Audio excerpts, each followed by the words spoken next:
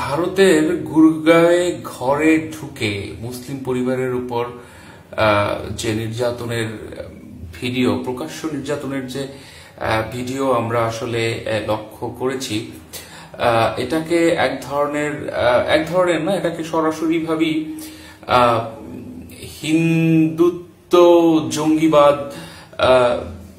বলা অবশ্য মনে হয় ভুল হবে না আমার, কারণ এই ধরনের সাম্প্রদায়িক যে জঙ্গিবাদ, এটা আসলে আমাদেরকে খুব পীড়া দেয়। আমি শুধু একজন মুসলিম হিসাবেই বলছি না, একজন সমাজকর্মী, একজন মানবাধিকার কর্মী হিসাবেও আমাকে যথেষ্ট নাড়া দেয় এই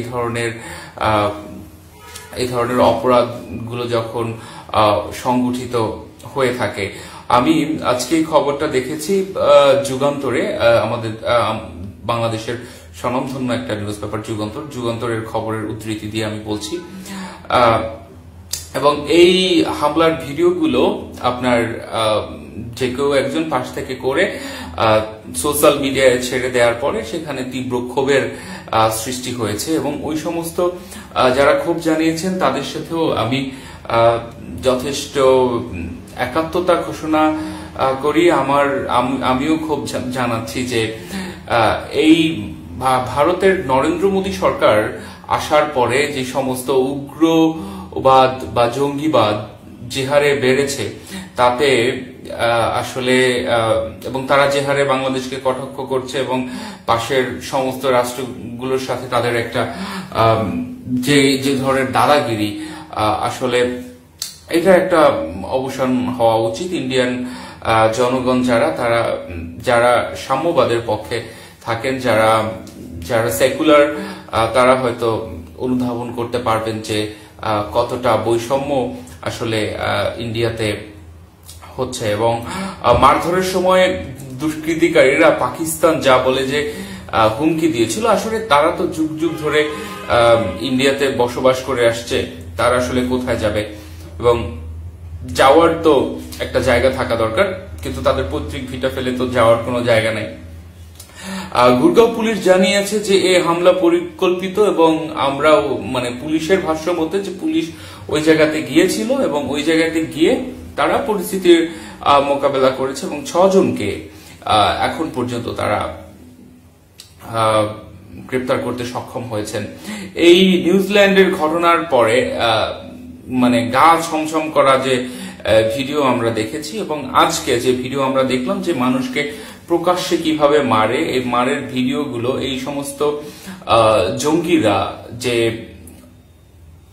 এই ধরনের ভিডিওগুলো করে যে পাবলিক অ্যাওয়ারনেস তৈরির যে একটা প্ল্যান নিয়ে তারা আগাচ্ছে, যে কয়েকদিন আগে নিউজিল্যান্ডের হামলাকারী এবং এই হামলাকারীদের মধ্যে আসলে তেমন কোনো পার্থক্য আমি খুঁজে পাই না। আমি নিউজিল্যান্ডের প্রধানমন্ত্রীকে আসলে ওনাকে কুর্নিশ জানাতে চাই যে ওনার যে মমত্ব বোধ মুসলিমদের প্রতি এবং নিপীড়িত মানুষদের প্রতি যেই মমত্ব বোধ আমরা দেখেছি, সেই মমত্ব বোধ আসলে সচরাচর বিশ্ব নেতাদের মুখে বা বিশ্ব নেতাদের কণ্ঠে ধ্বনিত হয় না, শুধুমাত্র তুরস্কের প্রেসিডেন্ট এরদোগান ছাড়া।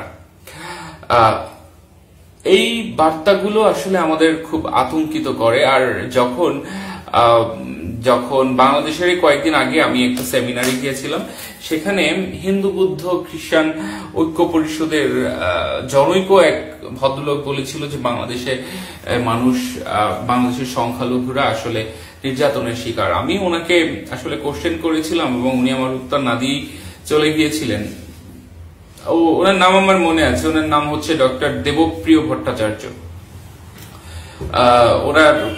ওনাকে আমি বলেছিলাম যে আপনি যদি পার্শ্ববর্তী দেশ ইন্ডিয়ার দিকে তাকান, তাহলে তো আপনি ইন্ডিয়ার উদ্ধৃতি দিচ্ছেন, আপনি খাইতে গেলে ইন্ডিয়া, বসতে গেলে ইন্ডিয়া, এবং সব জায়গায় যে ইন্ডিয়াকে আপনি প্রাধান্য দিচ্ছেন, বাংলাদেশে কয়টা সংখ্যালঘু নির্যাতন আসলে হয়েছে? বা আপনারা তথাকথিত সংখ্যালঘু, এখন বাংলাদেশের হিন্দু মুসলিম বৌদ্ধ খ্রিস্টান আমরা খুবই সম্প্রীতির মধ্যে আছি, এবং আমার মনে হয় যে এই ইন্ডিয়ান যে ভাইরাস, এরা আমাদের এই সম্প্রীতিটাকে আসলে রক্ষা করতে দিতে চাচ্ছে না, এবং সেই কারণেই এরা বিভিন্ন রকম প্রপাগান্ডা ছড়াচ্ছে, এবং এর মধ্য থেকেই আমাদের আসলে বেরিয়ে আসতে হবে। তো আমার এই ভিডিওটা করার উদ্দেশ্য হচ্ছে, আমি প্রচন্ড ভাবে ঘৃণা জানাচ্ছি ওই সমস্ত জঙ্গিদের প্রতি, এবং উগ্র হিন্দুত্ববাদ এবং শিবসেনা বা এই ধরনের RSS এর মতো জঙ্গি সংগঠনগুলোর যারা ধারক বাহক এবং কর্তা, সর্বোপরি নরেন্দ্র মোদী সরকারকে আমি ধিক্কার এবং ঘৃণা জানাচ্ছি।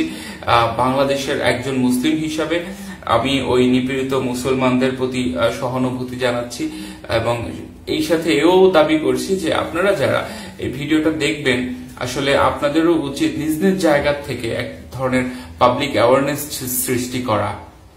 ধন্যবাদ।